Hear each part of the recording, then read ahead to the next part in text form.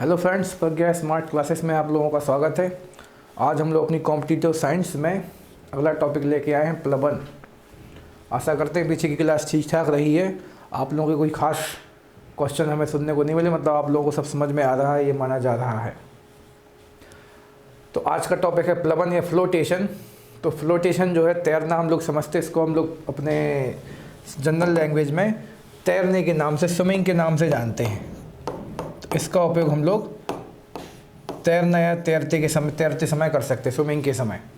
तो जब तैरते हैं तो वहाँ पे हम लोग कौन कौन सी शब्दावलियों का ज्ञान होना चाहिए, मतलब तैरते समय तो नहीं, बाकी एग्जाम में कौन कौन सी शब्दावलियों का ज्ञान होना चाहिए, तो उस पर चर्चा करते हैं। तो नंबर 1 की शब्दावली है कौन सी हम लोगों की, उत्प्लावक बल या फिर बॉयंट फोर्स। तो द्रव का वह गुण जिसके कारण वह वस्तुओं पर ऊपर की ओर एक बल लगाता है, उसे आप उत्क्षेप बल, उत्प्लावक बल या फिर साथ में क्या कहेंगे इंग्लिश में, बॉयंट फोर्स कहेंगे। यह बल वस्तुओं द्वारा हटाए गए द्रव के गुरुत्व केंद्र पर कार्य करता है, जिससे उत्प्लावन केंद्र कहते हैं। इसका अध्ययन की सबसे पहले किसने किया था, आर्किमिडीज साहब ने किया था। तो हमने कहानी सी पढ़ दी, कुछ खास था नहीं इसमें। तो आप लोग इस चित्र में भी देख सकते हैं, या फिर हम लोगों को चित्र में तो खास देखने की जरूरत नहीं है अभी। हम लोगों को मेन तो ये चीज़ पता है कि हम जब पानी में उतरते हैं तो हम लोग आसानी से नीचे नहीं जाते। अब यदि पानी में पैर डाल के भी बैठे रहेंगे तो हम लोग के पैर हल्के से कहाँ आएंगे, ऊपर की ओर आएंगे, और हल्का से नीचे की ओर जाने की कोशिश भी करते हैं। तो नीचे की ओर तो जो खींचता है वो हमेशा कौन सा बल होता है, तो आप बोलेंगे ग्रेविटेशन, मतलब गुरुत्वाकर्षण बल आपको नीचे को खींचता है। लेकिन जो बल आपको ऊपर की ओर फेंक रहा है, अभी तो हम उस ऊपर फेंकने वाले बल की बात कर रहे हैं। साफ यहाँ पर लिखा है वस्तुओं पर ऊपर की ओर एक बल काम करता है। तो जो बल ऊपर की ओर काम करता है उसे आप क्या कहेंगे, बॉयंट फोर्स कहेंगे, फिर उत्प्लावक बल कहेंगे। सबसे इजी क्वेश्चन, तो बस हम लोग तो ऑब्जेक्टिव पेपरों में एक क्वेश्चन यही आने वाला है कि पानी में या किसी भी द्रव पदार्थ में तैरते समय या फिर उतरते समय एक बल ऊपर की ओर काम करता है, उसका नाम क्या है, तो आप बोलेंगे ऊ से ऊपर, ऊ से उत्प्लावक बल, बॉयंट फोर्स। तो याद करना भी कोई खास कठिन नहीं था, उस ऊपर की ओर फेंकने वाला बल हो जाएगा उत्क्षेप बल या उत्प्लावक बल। ठीक है। अब ये चीज़ भी आप लोगों को वैसे पता तो है कि जब हम लोग पानी में उतरते हैं, किसी वस्तु को पानी में डुबोते हैं, तो वो वस्तु पानी में नीचे की ओर जाने की कोशिश करेगी, जिससे इस बर्तन का आयतन थोड़ा सा बढ़ जाएगा और पानी कहाँ की ओर आएगा, ऊपर की ओर आएगा। मतलब सीधी बात बोलें तो किसी भी वस्तु द्वारा पानी में जाने के बाद, पानी ही मानते जब पदार्थ को, पानी में जाने के बाद अपना स्थान लेने के लिए उतनी जगह के पानी को हटा दिया जाता है। तो जितना पानी वो हटाता है, तो पानी के पास भी तो कुछ ना कुछ द्रव्यमान था, अर्थात उसके पास भी कोई ना कोई मास था, परिमाण था। तो प्रत्येक वस्तु के पास, जिसके पास परिमाण है, उसके पास कोई ना कोई गुरुत्व केंद्र भी होता है। तो सीधी बात, अब आपको ये भी याद रखना है, एक अगला शब्द बनेगा यहाँ पर, उत्प्लावन केंद्र क्या है। तो जब आप नहीं पढ़े होगे तो आप सीधा बोल दोगे सर जो वस्तु पानी में तैर रही है, फिर जो वस्तु ऊपर की ओर आ रही है उसके केंद्र को उत्प्लावन केंद्र कहते। नहीं, ऐसा नहीं बोलना है आपको। जब कोई वस्तु पानी में डाली जाती है तो वो अपने भार के बराबर, अभी हमने यहाँ पर नहीं लिखा है, तो वह अपने भार के बराबर पानी को हटा देती है, और उस हटाए गए पानी का भी एक गुरुत्व केंद्र होता है। तो उस हटाए गए पानी के गुरुत्व केंद्र को ही आप क्या कहते हैं, उत्प्लावन केंद्र। लिखा भी जहाँ तक यही है यहाँ पे कि यह बल वस्तुओं द्वारा हटाए गए द्रव को, हम पानी बोल रहे हैं, हटाए गए द्रव या पानी के गुरुत्व केंद्र पर कार्य करता है, जिसे आप उत्प्लावन केंद्र कहेंगे। ठीक है। तो ये आप लोगों को ध्यान रखना है। और ये जो बातें अभी हमने आपसे बोली हैं, ये हमारी बातें नहीं हैं, ये सारी बातें हम लोगों को कौन बता के गए थे, साहब आर्किमिडीज साहब बता के गए थे। तो एक क्वेश्चन में तो ये भी बनता है कि प्लवन या उत्प्लवन संबंधी रूल जो है, लॉ है, किसने दिए हैं, आर्किमिडीज साहब ने। आगे लिखा भी हमने इनके बारे में कि मतलब इनके लॉ भी लिखे हैं। तो ये सभी लॉ उन्हीं के दिए हुए हैं, बस लॉ का रूप में नहीं पढ़ते इनको, अभी केवल एक उत्प्लावक बल के रूप में पढ़ा है। अगला फैक्ट क्या लिखा हुआ है, उत्प्लावक बल द्रव में डूबी पिंड के आयतन एवं द्रव के घनत्व पर निर्भर करता है। तो जो उत्प्लावक बल है, उत्प्लावक बल कौन सा बल है, जो आपको ऊपर की ओर फेंकता है, वस्तु को ऊपर की ओर फेंकता है। तो उत्प्लावक बल द्रव में डूबी पिंड के आयतन, जब जो भी पिंड आप पानी में द्रव में डालने की कोशिश कर रहे हो, उसके आयतन और उस द्रव के घनत्व पर निर्भर करता है। मतलब सीधी बात यह है, फिर से ऐसे तो ना लेते हैं, वो थोड़ा सा गंदा हो गया है। उत्प्लावक बल मतलब ऊपर की ओर फेंकने वाला बल। तो आपको ऊपर की ओर बल कितना मिलेगा, वो किस पर डिपेंड करेगा, पिंड के आयतन और द्रव के घनत्व पर। द्रव मतलब लिक्विड, यदि आप पानी में हो तो पानी का घनत्व सबको पता है अलग एक होता है, पारा आदि आपने भर दिया उसका घनत्व अलग होता है, तेल भर दिया उसका घनत्व अलग होता है। तो हर चीज़ का घनत्व जो अलग अलग होता है उसी पर डिपेंड करेगा हम लोगों को उत्प्लावक बल। मतलब अब यहाँ पे एक समझने वाली बात ये बना सकते हैं, ये हमारे ख्याल से सबको पता है, वैसे घनत्व चैप्टर भी टॉपिक भी नया है कुछ लोगों के लिए, डेंसिटी। तो जो घनत्व है, घनत्व जो होता है हर एक वस्तु का अलग अलग होता है, और सामान्यतः हम लोगों का ये मानना होता है जिसका घनत्व ज़्यादा होता है वो भारी होता है, वो चीज़ नीचे की ओर जाता है। तो यदि आपके पास जो द्रव है ऑलरेडी जिसका घनत्व ज़्यादा है तो वो रहेगा नीचे की ओर, और उस पर कोई आप वस्तु डालोगे तो उसको वो कहाँ फेंकेगा, आसानी से ऊपर की ओर। तो द्रव का घनत्व ज़्यादा होने पर वो वस्तुओं को आसानी से कहाँ फेंकेगा, ऊपर, मतलब अपने ऊपर रखेगा, तो आपको उत्प्लावक बल ज़्यादा फील होगा। ठीक, दूसरी कहानी करते हैं हम लोग आयतन की। आयतन का मतलब क्या है, हम लोग देखते हैं कि छोटी सी पानी की, छोटी सी लोहे की कील यदि आप पानी में इसमें फेंकते हो, पानी में फेंकते हो तो वो आसानी से डूब जाती है। लेकिन बड़ा सा जहाज़ जो अंदर से खोखला होता है, आपको पता है, बड़ा सा जहाज़ जिसका आयतन बढ़ जाता है, जिसका आयतन बढ़ जाता है वो पानी में आसानी से तैर पाता है। क्यों? क्योंकि उसको ज़्यादा क्या मिलता है, उत्प्लावक बल। तो आप यहाँ पे सामान्यता बोल सकते हैं कि यदि पिंड का आयतन ज़्यादा है, और जब आयतन मतलब वॉल्यूम है, इंग्लिश मीडियम वालों के लिए बोल दें, पिंड का आयतन ज़्यादा है, यदि वॉल्यूम ज़्यादा है तो भी आपको उत्प्लावक बल ज़्यादा मिलेगा। और लिक्विड जिसमें हम लोग वस्तु को फेंक रहे हैं, चाहे पानी हो, चाहे तेल हो, चाहे आपका कोई भी पारा वगैरह, मरकरी वगैरह हो, तो यदि उसका घनत्व ज़्यादा है तो भी हमें उत्प्लावक बल कैसा मिलेगा, ज़्यादा। क्योंकि हम सबको पता है जिसके पास घनत्व डेंसिटी ज़्यादा होती है वो नीचे रहेगा, और यदि अधिक डेंसिटी वाली चीज़ है तो हम लोग आसानी से उसके ऊपर गति कर सकते हैं, फिर चाहे वो पानी ही क्यों ना हो। इसलिए हम लोग देखते हैं कि पानी पर लकड़ी की चीज़ आसानी से गति कर सकती है, लेकिन लोहे की चीज़ को गति कराने के लिए हम लोगों को उसको जहाज़ का आकार देना पड़ता है, आसानी से गति नहीं करा सकते। क्यों? क्योंकि लोहे का घनत्व लकड़ी के घनत्व से बहुत ज़्यादा होता है, वो कहाँ जाने की कोशिश करते, नीचे, और उसको आवश्यक उत्प्लावक बल नहीं मिल पाता। तो आखिरी बस ये बोल देते हैं, एक चीज़ तो अभी आगे जाके फिर से मिलेगी वैसे आप लोगों को, कि सामान्यतः तैरती हुई वस्तु पर चाहे किसी भी द्रव में हो, लिक्विड में हो, उस पर दो बल काम करते हैं, एक बल ऊपर की ओर, एक बल कहाँ की ओर, नीचे की ओर। जो बल ऊपर की ओर काम करता है उसको आप बोलते हैं हिंदी में उत्प्लावक बल, इंग्लिश में बुओयंट फोर्स। और जो नीचे की ओर काम करता है उसको तो आप जानते हैं, हमेशा पृथ्वी की ओर जो काम करता है उसे हम लोग गुरुत्वाकर्षण बल कहते हैं। एक फैक्ट और लिखा, इसको भी थोड़ा सा ध्यान दे लेते हैं। उत्प्लावक बल का मान ठोस वस्तु की प्रकृति और भार पर निर्भर नहीं करता। आप कितने भारी हैं, ठीक है, और प्रकृति मतलब आप किस प्रकार के हो, ठोस वस्तु मतलब अधिक कठोर हो कि कम कठोर हो, ठीक है, फ्लेक्सिबल हो कि नहीं हो, इस चीज़ पर निर्भर नहीं करता। तो ये चीज़ भी आप लोगों को याद रखनी है, भार और प्रकृति पर निर्भर नहीं करता उत्प्लावक बल। इसलिए हम लोग देखते हैं लोहे की कील, ये भी लोहे की थी, और लोहे का जहाज़ ये भी लोहे का है, ठीक है। तो प्रकृति किसकी इससे मतलब नहीं है, बस हमें तो उसका आयतन डेवलप करना अपने हिसाब से, तो वो तैर पाएगा, ठीक है। और साथ में लिखा है भार, तो भार की बात कर लेते हैं। हम लोग देख पा रहे हैं लोहे जो जहाज है वो कील से लाख गुना भारी है, लेकिन तब भी तैर पा रहा है। तो हमें मेन तो है कि इन चीज़ों पर ध्यान देना है। तो आप फिर से वही पीछे से बोलोगे सर आपने समझा तो दिया है, आयतन और घनत्व इन दोनों पर डिपेंड करेंगे, इन दोनों पर निर्भर नहीं करेंगे। तो ऑब्जेक्टिव पेपर्स में मोस्टली ये चीज़ें आने वाली है कि उत्प्लवन या उत्प्लावक बल किस किस पर निर्भर करता है या फिर नहीं करता है। तो इन दोनों पे करता है, इन दोनों पे नहीं करता। आयतन घनत्व पे थोड़ा सोचेंगे तो आप भी आंसर निकाल पाएंगे, बस थोड़ा सा हल्का सा रिवाइज कर दे रहिए। अब आगे बढ़ने की कोशिश करते हैं, माना कि आप लोगों को सब समझ में आया है। तो पीछे हम लोग काफ़ी देर से आर्किमिडीज कर रहे थे। तो आर्किमिडीज साहब का सिद्धांत आपके सामने, द लॉ ऑफ या प्रिंसिपल ऑफ आर्किमिडीज, और ये हम लोगों ने आर्किमिडीज साहब की यहाँ पे फोटो भी डाल रखी है। देखने में काफ़ी सभ्य और भद्र पुरुष जैसे लग रहे हैं वो, तो शायद होंगे भी। तो आगे चलते हैं। तभी तुमने इतना अच्छा नियम दिया और हम लोग तैर पाते हैं, आसानी से यहाँ से वहाँ जा पाते हैं। तो जब कोई वस्तु किसी द्रव में पूरी अथवा आंशिक रूप से डुबोई जाती है, जैसे हम लोग बात करते हैं कुछ चीज़ों को हम लोग पानी में पूरा डुबो देते हैं और कुछ चीज़ों को अधूरा ही डुबोते हैं। तो आंशिक मतलब फ्रैक्शनली रूप से, थोड़ा बहुत रूप से। तो जब कोई वस्तु किसी द्रव में पूरी अथवा आंशिक रूप से डुबोई जाती है तो उसके भार में कमी का आभास होता है। इसको हम लोग भी जानते हैं कि हम लोग जब पानी में जाते हैं तो हमें अपने भार में कमी महसूस हो पाती है, और हम लोग आसानी से तैर भी पाते हैं और गति भी कर पाते हैं, फिर बैठे तो रहते हैं कम से कम अपने, क्योंकि हम लोगों के शरीर का बहुत सा भार यदि आप हवा में खड़े हो तो हवा ने उठाया है, लेकिन हवा का घनत्व तो बहुत कम है, इस कारण से हम लोग को पूरी बॉडी का भार अपने ही ऊपर लेना पड़ता है। लेकिन जब पानी पर जाएंगे तो पानी का भार हम लोगों के भार से थोड़ा ज़्यादा भी नीचे रहता है और हम लोगों को उठा के भी रखता है, ठीक है। तो आपको अपने भार में, वस्तु को अपने भार में कमी महसूस होगी, भार में ना कि द्रव्यमान में, ठीक है। तो भार में कमी महसूस करती है वस्तु। तो रिपीट कर देते हैं फिर से। तो जब कोई वस्तु किसी द्रव में पूरी या आंशिक रूप से डुबोई जाती है, तो पीछे ही आपने बताया था हमारे लिए कि जब किसी वस्तु को आप पानी में डुबोगे तो वो अंदर जाते समय अपने यहाँ इतने स्थान के पानी को क्या करेगा, हटाएगी।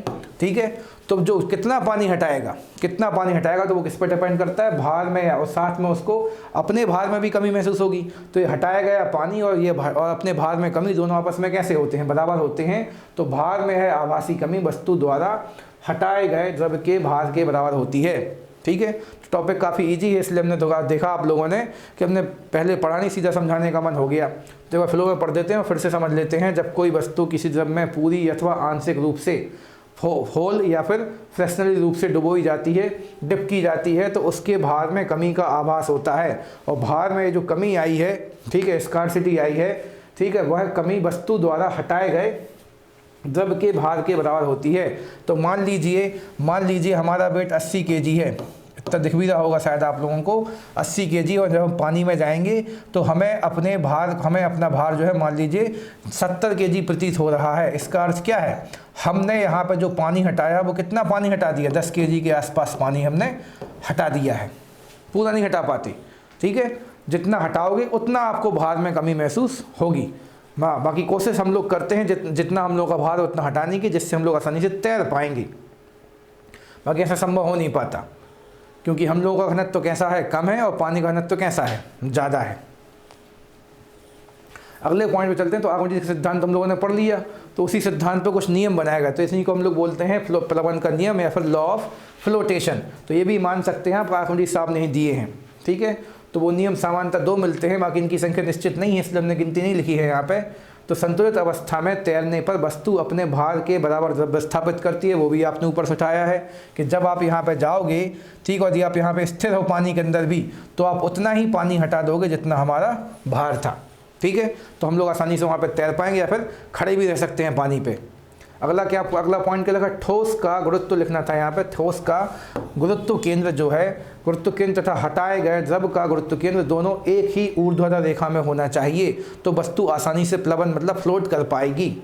यहाँ पे क्या कहानी है, ठोस का गुरुत्व केंद्र और हटाए गए द्रव का गुरुत्व केंद्र दोनों ही एक ही ऊर्ध्वाधर रेखा में होना चाहिए, पर ऐसा हमेशा हो नहीं पाता है, तो सामान्यता होना चाहिए। ठीक है, यदि हम लोगों का मानना है कि ये हमारे पास पानी था, यहाँ पे आपने एक ठोस पदार्थ पानी में डाल दिया है, तो ये भार को अपने द्रव्य को हटाएगी, तो इसका गुरुत्व केंद्र यहाँ पे है, और हटाया गया पानी का गुरुत्व केंद्र, यदि पानी इसी के ऊपर आ जाएगा तो उसका गुरुत्व केंद्र यहाँ पे है। दोनों यदि एक ही रेखा में होंगे तो प्लवन का नियम आपका स्टेबल हो जाएगा, और प्लवन का नियम पूर्णतः सेटिस्फाई हो जाएगा, और हम लोग आदर्श कंडीशन में आ जाएंगे। और बस पानी में कितनी भी गति होती रहे, हम डूब के नीचे नहीं जाएंगे, स्टेबल बने रहेंगे, लेवल में आ जाएंगे तैरने की स्थिति में। पर ऐसा हो नहीं पाता है, तो ये होना चाहिए, लिखा भी है होना चाहिए। इसी को मेंटेन करने के लिए फिर हम लोगों को हाथ पैर वगैरह चलाने पड़ते हैं। तो 2 नियम आपको याद रखना। पहला नियम तो यहीं से उठा रहे हैं कि जितना वस्तु अपनी भार में कमी महसूस करती है उतना ही पानी उसके द्वारा हटा दिया जाता है। जितना पानी आप हटाते हो उतने ही भार के बराबर, ना कि आयतन के बराबर। इस चीज़ को भी ध्यान देना है, कुछ लोग आयतन के बराबर लगा आते हैं। उतने ही भार मतलब वेट की इक्वल आप उतने ही गलत बोल रहा, फिर से बोल देते हैं, जितना आपने पानी हटाया है उतने ही भार के बराबर यानी वेट के बराबर हम लोगों को भार में कमी महसूस होती है। और दूसरी कहानी, वस्तु का गुरुत्व केंद्र और उस वस्तु द्वारा हटाए गए पानी के गुरुत्व केंद्र दोनों को यदि ऊर्ध्वाधर रेखा में होना चाहिए। दोनों यदि ऊर्ध्वाधर रेखा में हैं तो वस्तु टोटली बैलेंस में रहेगी। ठीक है, तो यहाँ पे हम लोग इस चित्र हमने थोड़ा सा डाल रखा है किस पर्पज से, कि जो वस्तु है जैसे इसके अंदर जा रही है, तो हम लोग क्या देख रहे हैं, वस्तु यहाँ पे जा रही है, तो ये वाला द्रव निकल के ऊपर आके कहाँ चला जा रहा है, इस वाले पानी में चला जा रहा है। ऐसा हमने समझाने की कोशिश की है कि जैसी वस्तु इसमें जा रही है तो वो अपने भार के बराबर पानी हटाएगा, वो पानी कहाँ की ओर आएगा, ऊपर की ओर, फिर वो निकल के इसकी ओर चला गया। मतलब इस वाले बर्तन का पानी और इस वाले द्रव दोनों का भार आपस में कैसा रहेगा, इक्वल रहेगा, ये माना जा रहा है यहाँ पे। तो बस एक छोटी सी कहानी, एक छोटा सा क्वेश्चन तो यही बनता है। जैसे पीछे आप लोगों ने पढ़ा था कि गति के नियम किसने दिए, तो आप बोलोगे न्यूटन ने दिए। ग्रहों की गति के नियम किसने दिए, तो आप बोलोगे केपलर साहब ने दिए। गुरुत्वाकर्षण का नियम किसने दिया, तो भी आप बोलोगे न्यूटन ने दिए। इसी प्रकार से एक और क्वेश्चन आप लोगों को आज से याद रखना है कि प्लवन का नियम किसने दिया, the law of flotation was given by Archimedes. और दूसरी एक पीछे वाला कल वाला भूल गए हम आपको बताना कि दाब के नियम किसने दिए, पूरा बोलना था हमारे लिए, द्रव के दाब का नियम, the pressure in liquid principle given by, तो आप उसमें बोलोगे पास्कल। तो मोस्टली क्वेश्चन तो ये वाले बनते हैं कि किसी भी फिजिक्स में जो भी हम लोग राशियाँ पढ़ रहे हैं अलग अलग, उन सभी राशियों संबंधी नियम या खोजें किसने की। तो आजकल मोस्टली नियम या सिद्धांत के रूप में आता है, क्योंकि इनके द्वारा हम लोग चीज़ों को आसानी से समझ भी सकते हैं और कहाँ कहाँ पे हम लोग के व्यवहारिक रूप में कौन सी चीज़ लग रही है वो आप एक्सप्लेन भी कर सकते हो। इसलिए इनसे क्वेश्चन थोड़े से ज़्यादा देखे जा रहे हैं। तो अब आगे बढ़ते हैं, घनत्व या डेंसिटी क्या होती है। तो घनत्व तो हमारे ख्याल से इसका काफ़ी कॉमन है हम लोगों की लाइफ में इसका यूज, घनत्व के बारे में।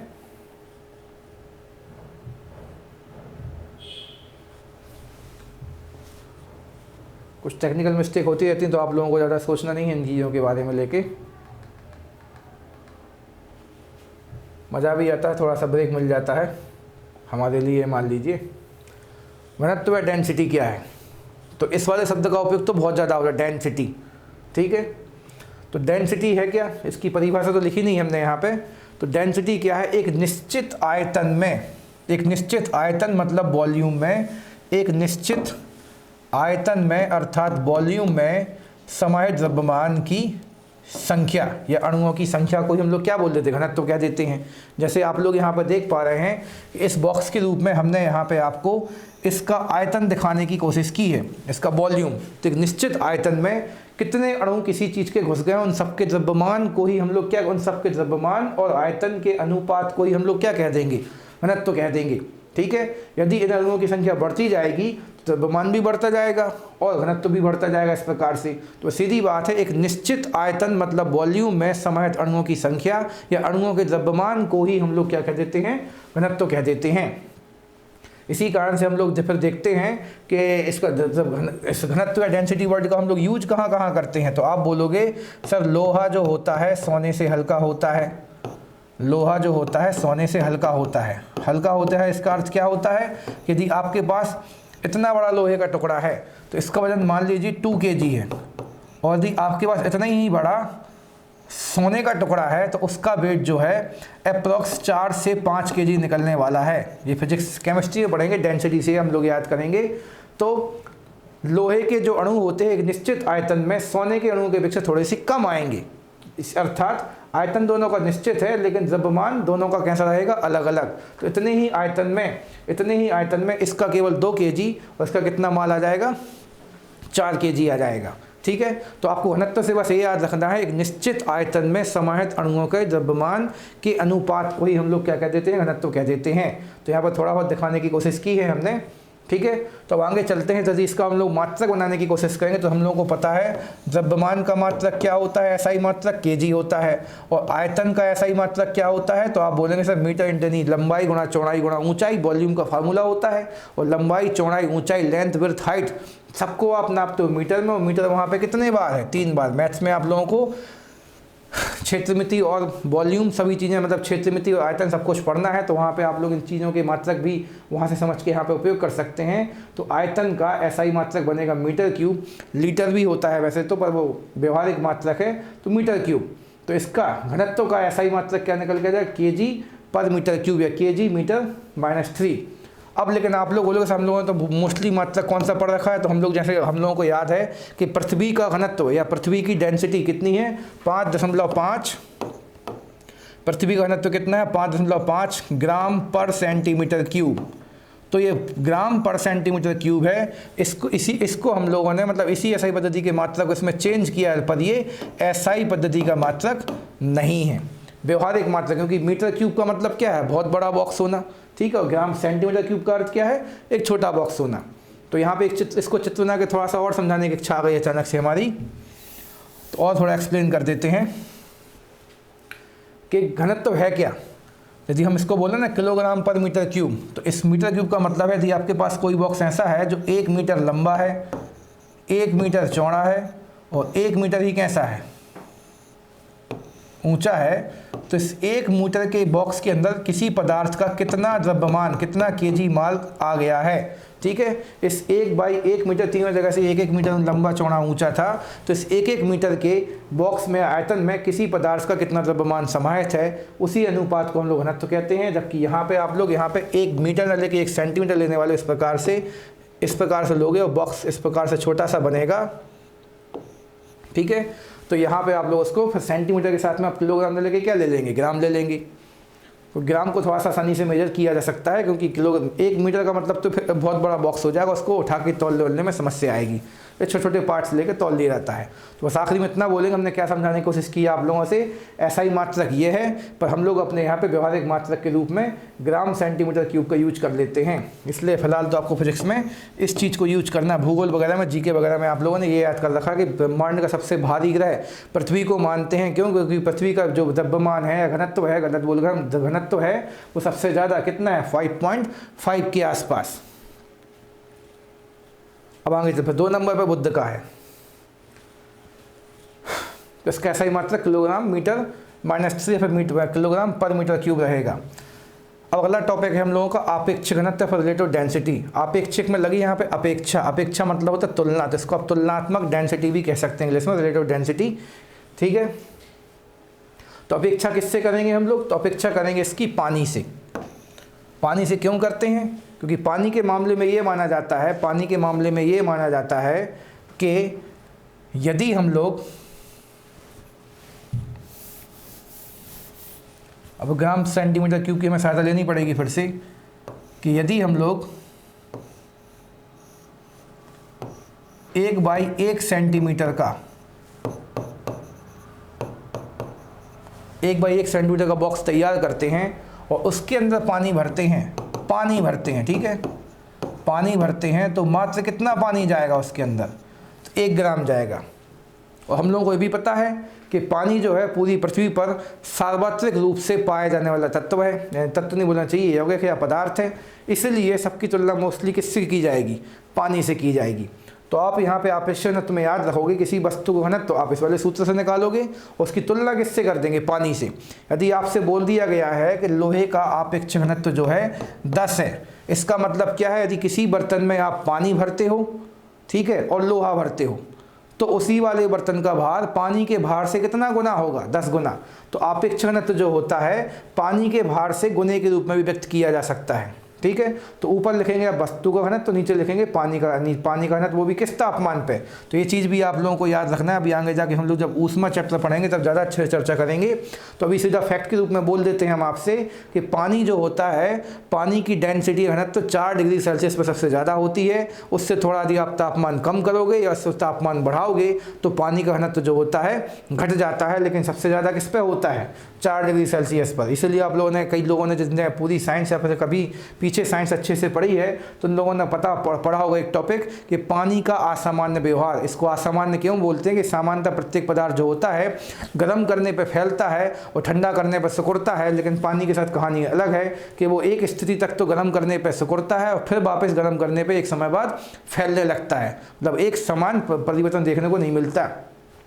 तो आगे जाकर उस पर डिटेल पर चर्चा करेंगे। अभी आपको सीधा फैक्ट याद रखना है कि 4 डिग्री सेल्सियस पर पानी का घनत्व सबसे ज़्यादा होता है, इसीलिए आपको पानी का घनत्व निकालना है कितने डिग्री सेल्सियस पर, 4 पर, ना कि 0 पे। जबकि हमने कल जो आप लोगों को दाब की परिभाषा, वायुमंडलीय दाब की परिभाषा बताई थी, उसमें हमें पानी का तापमान या फिर उस क्षेत्र का तापमान 0 डिग्री सेल्सियस चाहिए था।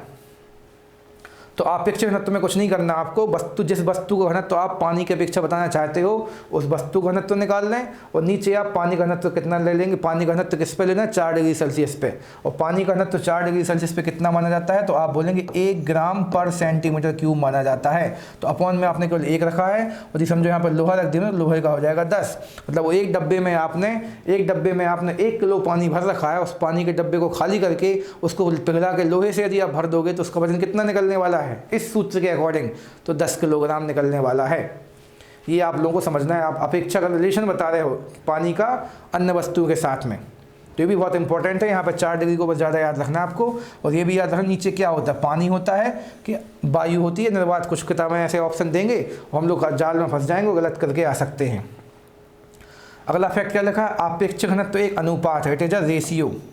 वो एक क्या है, अनुपात है। देखो लो आप लोग देख भी पा रहे हैं, घनत्व तो यहाँ भी लिखा, घनत्व तो यहाँ भी लिखा है, तो घनत्व के जो मात्रक हैं वो क्या हो जाएंगे, कैंसिल हो जाएंगे, इसलिए इसका कोई मात्रक नहीं होता है। ये क्वेश्चन भी आप लोगों को हमें पता है, जिन लोगों ने पढ़ाई की है बार बार, उनको इसका आंसर कई अंदर ऐसे क्वेश्चन परीक्षा में कई बार मिले हैं कि आपेक्षिक घनत्व का क्या मात्रक होता है, तो आपको लगाना होता है कुछ नहीं। फिर आप यहाँ पे कई बार ये बोलते, ये क्वेश्चन मिलता है सीधा कि आपेक्षिक घनत्व का अनुपात क्या है, तो आप वहाँ पे एक ऑप्शन मिलता है या एक अनुपात है, इसलिए इसका कोई मात्रक नहीं होता। जैसे आपने बोला राम और श्याम की आयु जो है, राम और श्याम की आयु जो आयु का अनुपात है 5:2 है। कभी ऐसा लिखा देखा आप लोगों ने कि राम और श्याम की आयु का अनुपात 5 वर्ष और 2 वर्ष है? यदि 5 वर्ष और 2 वर्ष दे दी तो फिर वो अनुपात नहीं, अब तो वो आयु हो गई, तो अनुपात देने का कोई मतलब नहीं है। तो यदि यहाँ पे आप वर्ष लिखते भी होते तो वर्ष क्या हो जाते, कैंसिल। तो अनुपात में कॉमन या अवनिष्ठ राशियाँ क्या हो जाती, कट जाती हैं। तो वही सेम कहानी आपको यहाँ पे अप्लाई करनी है। अब किसी भी वस्तु का यदि आपको आपेक्षिक घनत्व निकालना है, नापना है, रेट डेंसिटी निकालनी है, तो किस यंत्र की सहायता से निकालेंगे, तो आप बोलेंगे हाइड्रोमीटर। तो हम सबको पता है पानी के पास हाइड्रोजन बहुत सारा होता है, उसको हाइड्रो के नाम से जाना भी जाता है। जैसे पानी में पाए जाने वाले पौधों को हाइड्रो करके हम लोग बोलते भी हैं। तो इसके नाम में हाइड्रो क्यों लिखा है, क्योंकि आपेक्षिक घनत्व में किसकी सहायता ली जा रही है, पानी की। तो आपेक्षिक घनत्व को नापने वाला यंत्र का नाम क्या है, हाइड्रोमीटर, जो आपको निकाल के दे देगा कि किस चीज़ का घनत्व जो है या फिर भार है पानी से कितना गुना है। ठीक है, तो आपेक्षिक घनत्व को हाइड्रोमीटर से नापा जाएगा। फिर से एक बार रिवाइज कर दें, ऐसा क्यों हो रहा है, क्योंकि आपेक्षिक घनत्व के सूत्र में पानी का उपयोग होता है। आगे बढ़ें। सामान्य जल की अपेक्षा समुद्री जल का घनत्व अधिक होता है, इसलिए उसमें तैरना आसान है। ठीक है, सामान्य जल की अपेक्षा समुद्री जल का घनत्व अधिक होता है, इसलिए उसमें तैरना आसान है। तो हम लोगों को पता है भैया कि पानी, हम लोगों को क्या पता है, इसको साफ करते समय जगह भी चाहिए है। हम लोगों को ये पता है कि पानी मिलके बना हुआ है किससे, H2O से। ठीक है, और कुछ लोगों ने जितने केमिस्ट्री में लगा के पढ़ रखी है उनको पता है हाइड्रोजन का भार 1 होता है। तो यहाँ पर 2 हाइड्रोजन है, इनका भार कितना हो जाएगा, 2 हो जाएगा। ऑक्सीजन का भार कितना होता है, 8, उसका नंबर होता है 8 और भार होता है 16, तो उसका भार कितना होगा, 16 और 2 18। लेकिन हम लोग जब सामान्य जल की अपेक्षा किस में जाएंगे, समुद्री जल में जाएंगे, तो समुद्री जल में क्या होता है, उसमें H2O के साथ में मोस्टली लवण मतलब सॉल्ट घुल जाते हैं। और सबसे ज़्यादा सॉल्ट किस प्रकार का होता है, सॉल्ट तो कई प्रकार के होते हैं, लवण कई प्रकार के होते हैं, लेकिन सबसे ज़्यादा किस प्रकार का होता है, NaCl प्रकार का। तो जहाँ पे Na का नंबर आप लोगों को जहाँ तक याद है, हमें भी याद है, Na का नंबर हमारे ख्याल से 11 होता है, तो उसका भार कितना हो जाएगा, लगभग में 22। और क्लोरीन का नंबर जो है लगभग में 17 है, तो उसका भार, नंबर तो 17 है, उसका भार लगभग में कितना हो जाएगा, 34। तो एक NaCl के अणु का भार जो है कितना हो जा रहा है, एक NaCl का भार कितना हो जाएगा, 22 और 34 कितने हो जाएंगे, 56। ठीक है, तो यहाँ पे आप लोगों को ये चीज़ देखने को मिली है कि यहाँ पे तो बिल्कुल पानी था। यदि पानी के 2 अणु होंगे तो इन दोनों का यहाँ पे समझिए 2 अणु बैठे थे, लेकिन दोनों किसके थे, पानी के थे। तो यहाँ पे एक हो गया 18 दूनी कितना कुल मिला के भार मिलने वाला है, 36 मिलने वाला है। लेकिन जब इस वाले सेक्शन पे जाओगे तो मान लीजिए एक अणु है पानी का और एक अणु है किसका, NaCl का। तो यहाँ से एक पानी का अणु देगा 18 भार, लेकिन NaCl का भार कितना देगा, 56। तो भार मतलब द्रव्यमान, तो यहाँ पे एक ही अणु का भार ज़्यादा है। हम लोगों को पता है घनत्व में द्रव्यमान ऊपर है, तो द्रव्यमान बढ़ेगा तो घनत्व भी क्या होगा, बढ़ जाएगा। इसी कारण से हम लोग देख पाएंगे और ये बोल पाएंगे कि सॉल्ट होने के कारण या फिर लवण होने के कारण उनका भार बढ़ जाता है और उसका घनत्व बढ़ जाता है। और जिस चीज़ का घनत्व ज़्यादा होता है वो चीज़ कहाँ जाएगी, नीचे की ओर जाएगी, और हम लोगों को कहाँ रखेगी, ऊपर की ओर रखेगी, इसलिए उसमें तैरना आसान होता है। तो थोड़ा सा इसको अपने फ्लो में जल्दी फिर निकाल दिया है। तो आप लोगों को इस प्रकार समझ लेना कि यहाँ पे पानी होगा तो उसका भार केवल 36 है, और लेकिन पानी के साथ एक लवण आ जाएगा तो उसका भार लगभग में हम लोग 18 और 56 मान के बहुत ज़्यादा हो गया, द्रव्यमान बढ़ गया। और द्रव्यमान बढ़ने से क्या भी बढ़ जाता है, घनत्व तो बढ़ जाता है उसी निश्चित जगह पे। पानी तो वहाँ भी भरा है और पानी यहाँ भी भरा है, पर निश्चित जगह पे, यहाँ पे जब निश्चित जगह पर आयतन में द्रव्यमान बढ़ जाने से घनत्व क्या हो चुका है, बढ़ चुका है। इसीलिए यहाँ पे हम लोग जब तैरने के लिए जाएंगे, फिर जहाज़ वगैरह लेके जाएंगे, तो हम लोग अपने को कहाँ थोड़ा सा महसूस करें, उठा हुआ। और एक क्वेश्चन ये भी लिखा मिलता है कि जब जहाज़ नदी से अचानक समुद्र में जाता है, थोड़ा सा कहाँ उठ जाता है, ऊपर। क्यों, क्योंकि समुद्र का पानी जो है भारी होता है, और समुद्र उस भारी पानी को जहाज दबा नहीं पाता, खुद कहाँ उठाता है, ऊपर, जबकि नदी के पानी को दबा के थोड़ा सा उसके अंदर चला जाता है। ऐसा क्यों होता है, क्योंकि समुद्र के जल का घनत्व तो कैसा होता है, अधिक। किस कारण से, इन लवणस की या फिर सॉल्ट्स की उपस्थिति के कारण। आगे बढ़ते हैं। तो अगला पॉइंट क्या लिखा है, जब बर्फ़ समुद्र के पानी में तैरती है तो उसके आयतन का 1/10 भाग ऊपर रहता है। क्यों रहता है वो आप लोगों ने कल ही सीखा था। कल हम लोगों ने क्या सीखा था कि जिस चीज़ में अशुद्धि होती है वो गलने पे क्या हो जाती है, सिकुड़ जाती है, और कहने को जमने पे वापस फैल जाती है। तो बर्फ़ में क्या होता है आप लोगों को पता है। फिर से इस वाले टॉपिक को मिटा देते हैं, आप लोग माना कि समझ गए हैं, और कोई भी डाउट बनता है तो आप हमसे संपर्क कीजिए। इसलिए बाबा हम नहीं भी समझाएं ताकि आप लोगों का समय भी बचे और ज़्यादा दिमाग खर्च ना हो। तो जब बर्फ़ समुद्र के पानी में तैरती है, तो समुद्र के नहीं कहीं भी आप बोल सकते हो सामान्यता, तो जब बर्फ़ पानी में तैरती है तो उसके आयतन का 1/10 भाग पानी के ऊपर रहता है। सामान्यतः तो समुद्र में मान सकते हैं कि समुद्र का जो आयतन होता है निर्धारित होता ज़्यादा होता है, बाकी कहीं भी ये वाली बात अप्लाई हो जाती है। आजकल तो हम लोगों की किताबों में ये लिखा मिलता है। तो यहाँ पर ध्यान का देना, हम लोगों को पता था कल से ही, इतना और चित्र नहीं बनाते हैं। हम लोगों को पता था कि जब बर्फ़ जमती है तो उसके अंदर कुछ वायु के बुलबुले घुस जाते हैं, और वायु के बुलबुले घुस जाने से उसका आयतन बढ़ जाता है, लेकिन द्रव्यमान कम रहता है, मतलब उसका घनत्व तो कम हो जाता है। और जब वो पानी में जाती है तो उसका 90% भाग तो पानी के अंदर डूब जाता है, ठीक है। किंतु 1/10 के रूप में 10% भाग कहाँ रहेगा, ऊपर रहेगा। क्यों? क्योंकि ये चूँकि इसका द्रव्यमान जो है, अब इसका घनत्व जो है अब पानी के घनत्व के बराबर नहीं बचा है। उसके अंदर वायु प्रवेश कर जाने के कारण उसका द्रव्यमान और घनत्व कम हो चुका है, और वो हल्की होकर थोड़ी सी कहाँ आ जाएगी, ऊपर। क्योंकि हम लोग पीछे कई बार आज ही हम आपको बता चुके हैं कि जिस चीज़ का घनत्व ज़्यादा होता है वो चीज़ कहाँ की ओर जाती है, नीचे की ओर जाती है। और बर्फ़ के अंदर वायु प्रवेश कर जाने से वो हल्की हो गई है और वो थोड़ी सी कहाँ निकल गई, ऊपर। इसलिए आपको सीधा क्वेश्चन मिलेगा। समुद्र वगैरह एकदम जरूरी नहीं रहेगा लिखना, बाकी सामान्यतः बात होती समुद्र के लिए, क्योंकि समुद्र का पानी, यदि हम लोग को समुद्र का पानी लवणीय जल का उदाहरण है, और बर्फ़ सामान्य हम लोग मान लें कि सामान्य प्रकार का उदाहरण है। तो किसी भी स्थिति में वैसे आप अप्लाई कर सकते हो कि जो बर्फ़ है उसका 90% भाग पानी के अंदर रहता है और 10% भाग कहाँ रहता है, ऊपर। क्यों? क्योंकि बर्फ़ का घनत्व उसके अंदर वायु के बुलबुले घुस जाने के कारण कम हो जाता है, अर्थात वो हल्की हो जाती है और थोड़ी सी कहाँ निकली रहेगी, ऊपर। वो पीछे आर्किमिडीज के नियमों के अप्लाई नहीं कर पाएगी, मतलब पूर्णतः एकदम लेवल में नहीं रह पाएगी। इस प्रकार से, जिस प्रकार से कागज़ लकड़ी का गत्ता लेवल में आ जाता है, इस प्रकार से तैरता रहता है, तो वो वाली कहानी यहाँ पे अप्लाई नहीं हो पाएगी। तो एक सीधा फैक्ट तो यहाँ से यही बनता है कि बर्फ़ जब पानी में तैरती है तो उसका कितना भाग पानी के अंदर रहता है। तो आप बोलेंगे, आप यहाँ से बोलेंगे 9/10, ठीक है। तो अंदर रहता है 9/10 या 90%, और बाहर रहता है 1/10 या फिर 10%। तो दोनों क्वेश्चन घुमा फिरा के आते हैं। तो परसेंटेज भी आप लोग मैथ्स में पढ़ रहे हैं, मैं पता है, इसलिए वाली बात तो आप आसानी से कर लेंगे। अगला फैक्ट लिखा है यहाँ पे, क्या, किसी बर्तन में पानी भरा है और उस पर बर्फ़ तैर रही है, और जब बर्फ़ पूरी तरह पिघल जाएगी तो पात्र में पानी का तल जो है बढ़ता नहीं बल्कि पहले के समान ही रहता है, ठीक है, क्योंकि बर्फ़ वहाँ पे पहले से है। अब आजकल घुमा फिरा के क्वेश्चन पूछा जा रहा है कि यदि आपने, पहले तो अच्छे इस चीज़ को समझ लेते हैं, फिर हम अपने घुमाने फिराने वाली बात करते हैं। हम लोग को क्या बोला गया है कि ये पानी था, ठीक है, इस पानी में हमने बर्फ़ डली थी, पहले से ही डली थी। तो हम लोग को पता है इस बर्तन का जो आयतन है वो इस पानी और बर्फ़ के आयतन से पहले से ही भरा हुआ है। तो ये जब बर्फ़ पिघलेगी तो बर्फ़ पिघल के इसके अंदर चली जाएगी और इसका आयतन में कोई वृद्धि नहीं होगी, क्योंकि बर्फ़ वहाँ पे पहले से ही है। और जब आपने डाली होगी बर्फ़, उस समय उसने इस बर्तन के आयतन को बढ़ाया होगा। अब लेकिन जब वो पहले से डली है और भले वो पिघल जाए तो उसके आयतन में कोई वृद्धि होने वाली नहीं, क्योंकि थोड़ी बहुत गैसें यदि रिड्यूस होगी, जो हमने पीछे समझाया कि यहाँ पे कुछ थोड़ी बहुत, यानी यहाँ पे 10% के रूप में कुछ हद तक यहाँ पे गैसें वगैरह थी भी, तो यदि वो गैसें यहाँ पे चली भी जाएंगी तब भी इस पानी के आयतन में कोई आपको परिवर्तन देखने को नहीं मिलेगा, क्योंकि जब बर्फ़ पानी में आई थी उसी समय उसके आयतन को उसने क्या कर दिया था, बढ़ा दिया था। अब चाहे वो जमी रहे चाहे पिघलती रहे, इस दोनों अवस्था में आपके बर्तन के आयतन मतलब वॉल्यूम में कोई चेंजेस या परिवर्तन होने वाले नहीं हैं, ठीक है। अब इसी चीज़ को घुमा फिरा के वो लोग किस प्रकार से पूछते हैं कि आपने किसी पानी के बर्तन में बर्फ़ डाली तो उसके आयतन में क्या परिवर्तन होगा। अब ऑप्शन मिलेगा कम रहे होगा, बढ़ेगा, एक ऑप्शन मिलेगा आपको घटेगा।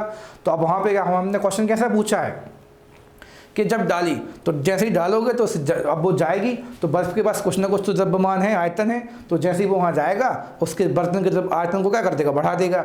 लेकिन यहाँ पे फैक्ट क्या लिखा है कि किसी बर्तन में पानी भरा है और उस पर बर्फ़ ऑलरेडी तैर रही है और फिर वो पिघलेगी तो आयतन में कोई परिवर्तन देखने को नहीं मिलेगा।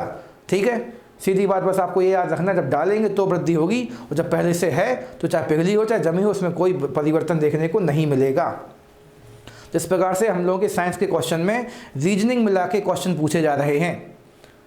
तो आपको घुमा फिरा के क्वेश्चन आएगा तो आपको डरना नहीं है, सही सही आंसर पिक करना है। थोड़ा सा हमारी लाज रख लेना कि हमने जो आपको पढ़ाया है, समझाया है, सचेत किया है, वो आप लोग उपयोग कर पाओगे। एक और फैक्ट लिखा है यहाँ पे, दूध मतलब मिल्क की शुद्धता मतलब प्योरी यानी प्योरिटी दुग्ध मापी से अर्थात लैक्टोमीटर से नापी जाती है। तो लैक्टो वर्ड से आप इंग्लिश में आसानी से पकड़ लोगे, वैसे हिंदी का भी काफ़ी इजी वर्ड है दुग्ध मापी, और जिनको लैक्टो समझ में नहीं आता तो कई बार क्योंकि हिंदी में ही लैक्टोमीटर लिखा जाता है, ला में ए आधा का टमाटो मीटर ऐसा कुछ लिखा आता है, तो सब लोगों को जहाँ तक याद है नहीं है तो हम बता देते हैं। दूध से जब दही बनता है तो उसमें दूध से दही जब बनता है दही खट्टा हो जाता है और खट्टे होने पर सामान्यतः अम्ल कार्य करते हैं, तो उस वाली स्थिति में दूध में या दही में कौन सा अम्ल कार्यशील हो जाता है, तो आप बोलोगे लैक्टिक एसिड। तो जब भी लैक्ट लिखाएगा या लैक्टो लिखाएगा तो दूध से संबंधित है। तो दूध की शुद्धता नापने के लिए हम लोग किसका उपयोग करेंगे, लैक्टोमीटर का। और एक क्वेश्चन ये बनता है कि लैक्टोमीटर क्या है एक प्रकार का, तो आप बोलेंगे दूध जो लैक्टोमीटर है वो एक प्रकार का हाइड्रोमीटर है, या फिर और इजी वर्ड क्या मिलता है, तो लैक्टोमीटर एक प्रकार का घनत्व मापी है या आपेक्षिक घनत्व मापी है। ठीक है, लैक्टोमीटर एक प्रकार का घनत्व मापी डेंसिटी मीटर है कि जो ये नापता है कि उस वाले दूध के बर्तन में सामान्यतः यानी किसी पानी के अणु में कितने वसा के अणु घुले हुए हैं। ठीक है, मतलब पानी के अणु में कितने वसा के अणु घुले हुए हैं ये नापने की कोशिश वो करता है। तो वो भी एक प्रकार का हाइड्रोमीटर है, जिसको बस अन्य पदार्थों में हाइड्रोमीटर कहते हैं, लेकिन दूध के मामले में क्या नाम दे दिया जाता है, लैक्टोमीटर। और इस हाइड्रोमीटर का कॉमन नेम क्या मिलेगा आपको, घनत्व मापी। तो डेंसिटी को नाप रहा होता है कि यहाँ पर कितनी कैसी है। तो टॉपिक काफ़ी ईजी है, इंटरेस्टिंग है, तो ज़्यादा रुकने का हमारा मन नहीं है अब यहाँ पर। तो यदि आपकी इच्छा है फिर से पढ़वाने की हमसे इसको, तो हम फिर से पढ़ देते हैं। दूध की शुद्धता लैक्टोमीटर अर्थात दुग्ध मापी से नापी जाती है। अब आगे चल लेते हैं अगले टॉपिक की ओर।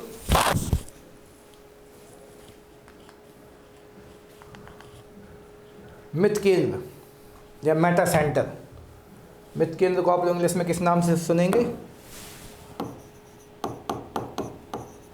Meta centre. टॉपिक थोड़ा सा ये वाला टफ है, लेकिन पिछले 1-2 साल से परीक्षाओं में देखा जा रहा है रेगुलर, इसलिए इसको शेयर करना पड़ा हमें आपसे। तो तैरती हुई वस्तु द्वारा विस्थापित द्रव्य के गुरुत्व केंद्र को उत्प्लावन केंद्र कहते हैं। तो आपने पीछे में बता दिया था पहले ही आज के पॉइंट में। ठीक है, तो तैरती हुई वस्तु जो जैसे ही हम लोग तैरने की कोशिश करते हैं पानी में उतरते हैं तो उतने पानी को हम लोग क्या कर देते हैं, हटा देते हैं। तो उस हटाए गए पानी के केंद्र को ही हम लोग क्या नाम दे के बैठे हैं, उत्प्लावन केंद्र बैठे हैं। ठीक है, अब उत्प्लावन केंद्र से जाने वाली ऊर्ध्वाधर रेखा जिस बिंदु पर वस्तु के गुरुत्व केंद्र से जाने वाली प्रारंभिक ऊर्ध्व रेखा को काटती है, उस बिंदु को हम लोग क्या नाम दे देंगे, मिथ केंद्र नाम दे देंगे। ठीक है, कई बार ऐसे हम लोग यहाँ पे इस चित्र में भी देख सकते हैं कि मान लीजिए हमारी वस्तु जो थी ये हमने गिराई है, देखो ये काली काली वस्तु गिराई है, तो इस काली वस्तु ने पानी को यहाँ पे हटा दिया। तो पानी का गुरुत्व केंद्र जो है वो यहाँ पर, पानी का जो अपना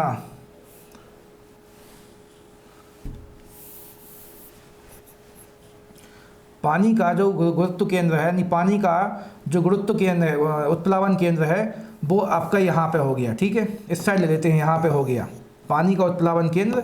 यहाँ पे यूसी लिख दिया हमने, यहाँ पे बुओयंट सेंटर लिखते हैं इसको, है ना। पानी का उत्प्लावन केंद्र यहाँ पे आ गया,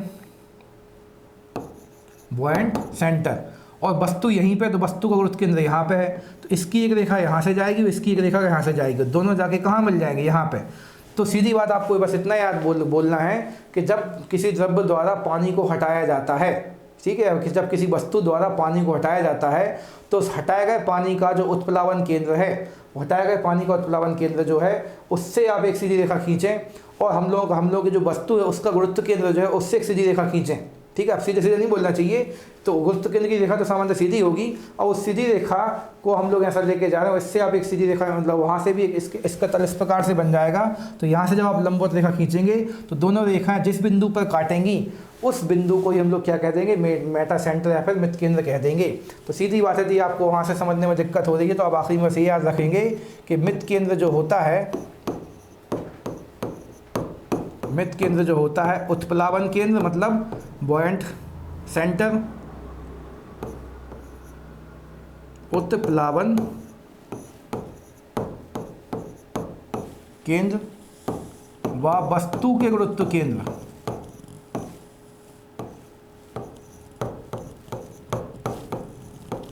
को मिलाने वाली बिंदु पर, ठीक है, एक उत्प्लावन केंद्र की रेखा जाएगी, एक गुरुत्व केंद्र की रेखा जाएगी, दोनों एक दूसरे को जिस बिंदु पे काट देंगे उसी बिंदु को हम लोग क्या मानेंगे, मेटा केंद्र या मृत केंद्र मानेंगे। और मृत केंद्र जो होता है वो क्यों हम लोग पढ़ रहे हैं, तो आप बोलोगे सर तैरने वाली वस्तु को यदि स्थायी संतुलन में होना है कि आप तैर तो रहे हो और आप पानी के अंदर भी नहीं जा रहे हो, मतलब संतुलित अवस्था में नहीं जा रहे, आप आर्किमिडीज के नियम को थोड़ा सा कहने को ऑब्जेक्ट कर रहे हो, तो आप पानी के बाहर रहते हो। देखो ये व्यक्ति लोग तैर रहे हैं ना, तो ये पानी के अंदर नहीं जाना चाहते, भले इनकी विषय कोई साग मछली वगैरह लग गई है, वो तो हमने केवल ह्यूमर पर्पस से डाल रखी है यहाँ पे ताकि आप लोगों को देखने में थोड़ा अच्छा लगे। बाकी तीनों लोग यहाँ पर तैर रहे हैं, तो यदि हम लोग पानी के अंदर डूबना भी नहीं चाहते और तैरना चाहते हैं तो फिर हम लोगों को केवल गुरुत्व केंद्र और उत्प्लावन केंद्र के साथ काम नहीं करना पड़ेगा, हम लोगों को मेटा सेंटर की स्थिति भी मेंटेन करनी पड़ेगी, ठीक है। तो हम लोग को अगला पॉइंट ये तो याद रखना ही रखना कि मृत केंद्र जो है उत्प्लावन केंद्र और गुरुत्व केंद्र को मिलाने वाली रेखा पर होता है, कटान बिंदु पर होता है, ठीक है। उसके बाद आपको मृत केंद्र की आवश्यकता कहाँ होती है, तो तैरने वाली वस्तु को यदि स्थायी संतुलन में होना है, मतलब आप तैरते तैरते भी आसानी से काम करते, आसानी से तैरना चाहते हैं पर आसानी से ईजीनेस फील करना चाहते हो, तो आपको मृत केंद्र के बारे में थोड़ा सा ज्ञान होना चाहिए। जहाज वगैरह इसी सिद्धांत पर काम करते हैं, तो मृत केंद्र हमेशा गुरुत्व केंद्र के कहाँ होना चाहिए, ऊपर होना चाहिए। तो आप लोग देख भी पा रहे हैं गुरुत्व केंद्र यहाँ पर था और मृत केंद्र कहाँ पर था, ऊपर था। इस कारण से जो वस्तु होगी बैलेंस में अपने आप को बैलेंस में फील करेगी और आसानी से गति कर पाएगी, ठीक है, आसानी से गति कर पाएगी। दूसरा पॉइंट क्या लिखा हो, वस्तु का गुरुत्व केंद्र तथा हटाए गए द्रव का गुरुत्व केंद्र अर्थात उत्प्लावन केंद्र, तो आप लोग समझ चुके, दोनों को एक ही ऊर्ध्वाधर रेखा में होना चाहिए। तो यहाँ पे पूरी कोशिश तो की गई थी कि दोनों को एक ही ऊर्ध्वाधर रेखा में होने चाहिए, पर दोनों एक ही ऊर्ध्वाधर रेखा में नहीं होते हैं, इसी कारण से हम लोग बार बार अपने आप की स्थिति बदलते रहते हैं, ठीक है। तो आपको स्थायी संतुलन मिल जाएगा। आप लोग इस वाले चित्र में देख सकते हैं कि इस बर्तन को थोड़ा सा टेढ़ा भी किया गया है ताकि हम लोगों का ये वाले दोनों रेखा एक दूसरे को यहाँ पे जाके मिल सके। तो एक आपको फिर से रिवाइज करा दें, यदि आप फिर से मृत केंद्र के साथ स्थायी संतुलन बनाना चाहते हैं तो मृत केंद्र को हमेशा गुरुत्व केंद्र के ऊपर होना चाहिए, ठीक है। मृत केंद्र को गुरुत्व केंद्र के लिए नहीं, गुरुत्व केंद्र थोड़ी सी गलती लिखने में अच्छा भी लगता है, ठीक है। तो मृत केंद्र गुरुत्व केंद्र के ऊपर होना चाहिए और उत्प्लावन केंद्र और गुरुत्व केंद्र की जो रेखा है एक दूसरे के एकदम, मतलब गुरुत्व केंद्र को भी उत्प्लावन केंद्र को एक ही ऊपर होना चाहिए, मतलब ऊर्ध्वाधर रेखा में होना चाहिए। तो बाबा नहीं पढ़ते क्योंकि अब थोड़ा सा मज़ा नहीं आ रहा है। तो वस्तु का गुरुत्व केंद्र तथा हटाएगा द्रव का गुरुत्व केंद्र अर्थात उत्प्लावन केंद्र दोनों को एक ही ऊर्ध्वाधर रेखा में होना चाहिए। ऐसा हो नहीं पाता है, इसी कारण से आप अपनी बार बार स्थिति क्या करते हो, चेंज करते हो। यदि ऐसा हो गया तो हम फिर यहाँ पर ही रहेंगे और हम लोग आसानी से तैरते रहेंगे, लेकिन ऐसा हो नहीं पाता। तो हम लोग अपनी स्थिति को बार बार बदलते हैं ताकि हम लोगों को अपने उत्प्लावन केंद्र और गुरुत्व केंद्र की स्थिति जो है वो इस प्रकार से ऊर्ध्वाधर मतलब परपेंडिकुलर मिल सके। तो आखिरी में फिर से रिवाइज करते हैं क्योंकि बीच बीच में थोड़ा सा भटकते दिखे थे हम लोग। तो मृत केंद्र क्या है, तैरने के लिए आवश्यक बिंदु है एक, जो कि उत्प्लावन केंद्र और गुरुत्व केंद्र को मिलाने वाली रेखा के कटान बिंदु पर पाया जाएगा, ठीक है। अब मृत केंद्र की आवश्यकता तैरने के लिए है, तो यदि आप तैरते समय स्थायी संतुलन में रहना चाहते हो तो मृत केंद्र का उपयोग कैसे करना है आपको, तो मृत केंद्र और गुरुत्व केंद्र दोनों एक ही रेखा में होना चाहिए और साथ में आपको मृत केंद्र को गुरुत्व केंद्र के कहाँ रखना है, ऊपर रखना है। अगली कंडीशन क्या लिखी थी हम लोगों ने, वस्तु का गुरुत्व केंद्र और उत्प्लावन केंद्र आप समझ चुके हैं, फिर से नहीं पढ़ के हम भटकाते हैं आपको। तो वस्तु का गुरुत्व केंद्र उत्प्लावन केंद्र हो सके तो दोनों को एक ही रेखा में होनी चाहिए। यही सेम बात हमने आपको पीछे कहाँ भी लिख के दी थी। तो आप बोलेंगे सर आर्किमिडीज के प्लवन के नियम में, तो वही चीज़ वहाँ पे थी, वही चीज़ यहाँ पे थी, बस वहाँ पे मृत केंद्र की चर्चा नहीं हुई थी इसलिए यहाँ पर अलग से की गई है। तो ये वाली चीज़ तो आपको प्लवन के नियम से ही कॉमन मिलने वाली, बस एक लाइन बस लिखी, मृत केंद्र हमेशा कहाँ होना चाहिए, ऊपर, और गुरुत्व केंद्र कहाँ होना चाहिए, नीचे, ताकि वस्तु डूबे नहीं। और मृत केंद्र के क्वेश्चन परीक्षा में जो आते हैं तो वो आपको अप्लाई करते आना चाहिए। तो टॉपिक काफ़ी इजी था, इम्पोर्टेंट था। तो आशा करते हैं आप लोगों ने इसको समझा है। और तब भी यदि कोई छोटे मोटे डाउट रह गए हैं तो आप लोग कमेंट बॉक्स के द्वारा, हम लोगों के कॉन्टैक्ट नंबर के द्वारा हम लोगों से संपर्क कीजिए। और इसके प्रैक्टिस पेपर आप लोगों को हम लोगों के प्रज्ञा स्मार्ट क्लास के ऐप पे तो मिल ही जाएंगे, उनको भी लगाइए। और तब भी कोई डाउट हो तो आप लोग हमसे संपर्क तो करते ही रहिए। तो अगली क्लास में हम लोग कुछ नए मैटर लेके आपके साथ आएंगे। तो फिलहाल के लिए thank you and best of luck.